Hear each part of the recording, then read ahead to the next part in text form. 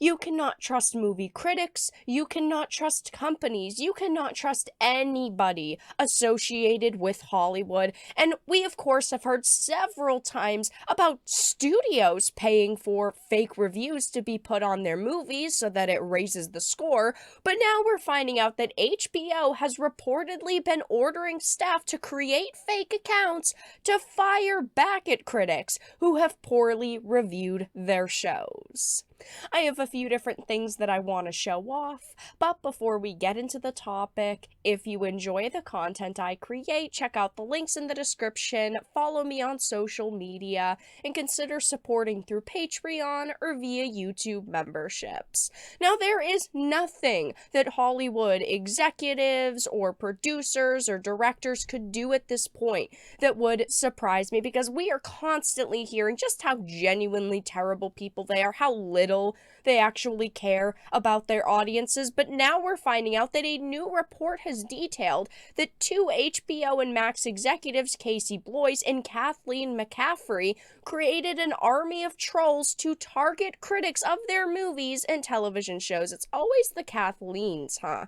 What is up with Kathleens in Hollywood being just generally terrible people? It says this new report comes from Rolling Stones, where the author claims that Bloys and McCaffrey discussed what they call a secret army to fire back at several TV critics on Twitter, now known as X, as well as anonymous commenters on an article about HBO programming, according to text exchanges reviewed by Rolling Stone. This is how pathetic these people are, that they just cannot accept the fact that there are people out there who are going to criticize and ultimately not like the content they're creating. So what do? They all take it to heart, and then they decide, how can we attack these people? How can we get back at these critics and these normal moviegoers? Well, let's create fake accounts and let's attack them and let's make them feel bad about themselves. That is just how pathetic these people are, and it also just shows they have nothing better to do with their time. This is what they thought was a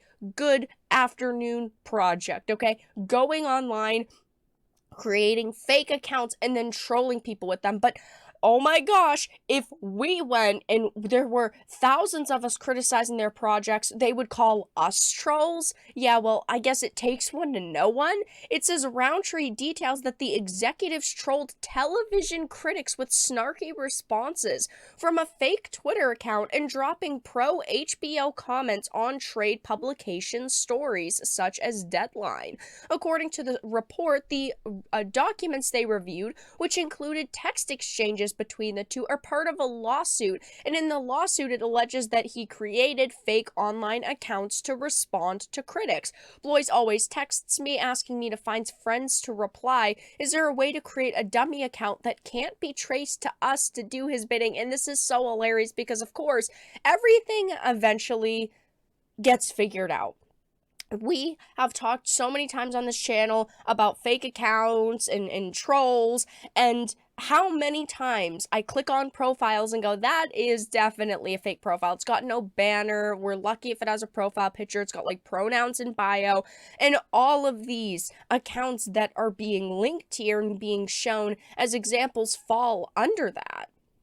It's like they really thought that they were going to get away with this. And of course, you're not. People on the internet now are smarter. They can see a troll from a mile away, a fake account from a mile away. And interestingly, one of the troll accounts created by Tamori used identity politics to lampoon critics. Ah, the good old let's divide people with identity politics. That's sure to get an argument going. The original post was from a New York Times author, James, and it says, the response is, question: if they are called The Touched, why is the show called The Never? Seems like it should be called The Touch. And then this fake account, Kelly Shepard, replied, answer: don't get your panties in a bunch. The show just started. How shocking that two middle-aged white men, you and Hale, are shitting on a show about women. It's not even just like, hey, I don't think you watched the same show as me because this show was great. No, it's straight to identity politics. It's straight to, I'm shocked that two middle-aged men are shitting on a show about women instantly to like that misogyny narrative. It boils my blood to see this happen, because then there are still going to be executives and producers and actors who say, Hollywood's a great industry, right? The people in this industry would never do the things that customers are doing, that audiences are doing, but they actually do. This is what they think is going to be a good idea for them. Like, they think that this is going to, I don't know, sway people's opinions, or I guess that maybe they were just bored one day in the office. But as I mentioned, hearing about scummy things happening in Hollywood is not new. I've talked about situations like this a lot, but back in September, it was reported that a Hollywood PR firm, Bunker 15, had paid for positive reviews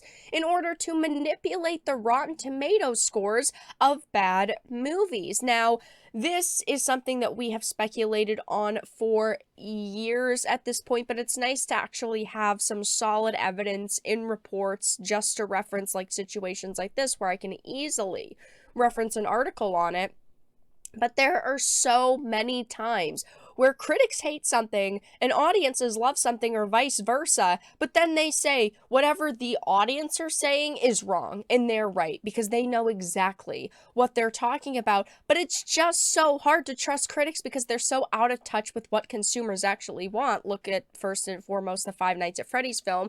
Critics absolutely tanked the score there. They absolutely hated it, but audiences are loving it and it's doing very well at the box office. But it also means you just cannot trust the scores that they're releasing because they could be paid off. There are so many critics out there who are simps, are shills. They just don't care. If it's like a Disney movie, they're gonna rate it a 10 out of 10 no matter what. Maybe a 9 if they're having a rough day, but it's still so close to perfect that the differentiation in score doesn't matter. And this is why you can't trust critics, you can't trust executives, you can't even trust actors, because actors are known for, going to bat for the project that they're part of because they're paid for it. But then, of course, after their contract is done, they go, oh, no, I actually hated it on set, because they're trying to play the victim and gain those sympathy points. But the industry is just filled with issues exactly like this. Not only are, studios paying for reviews, but the executives themselves have tried to take it a step farther and find ways to troll not only professional critics, but also consumers by weaponizing identity politics against us on social media. But that's all that I really had to discuss in this video.